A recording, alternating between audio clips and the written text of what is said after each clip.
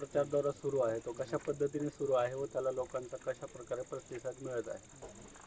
खरं तर हा जो मतदारसंघ आहे हा शिवसेनेचा बालेकिल्ला आहे आणि त्यातली त्यात धनुष्यबाणाचं पारंपरिक मतदान असलेला हा मतदारसंघ आहे. त्यामुळे आम्हाला एवढी कधी भीती वाटत नव्हती किंवा समोरचा उमेदवार आम्हाला असा तगडा वगैरे अशी काही चर्चा होती असं आम्हाला वाटत नाही. कारण आमची या मतदारसंघामध्ये गेल्या जवळ 2 ते 3 महिन्यापासून शाखा बांधणी चालू आहेत, शाखा आहेत, बूथ प्रमुख आहे, सगळी यंत्रणा सुसज्ज आहे. प्रचार म्हणजे फक्त उमेदवाराच्या गाठीभेटी एवढाच हा विषय राहिलेला आहे आणि त्या पद्धतीनं उमेदवार प्रत्येक गावामध्ये गाठीभेटी घेत आहेत. उत्स्फूर्त प्रतिसाद आहे. आज या ठिकाणी कार्तिकी एकादशी असल्यामुळं आज या गावामध्ये या भागामध्ये वारकरी संप्रदाय प्रचंड प्रमाणात आहे. जवळ 60 ते 70% लोक या दिंडीमध्ये सामील होतात.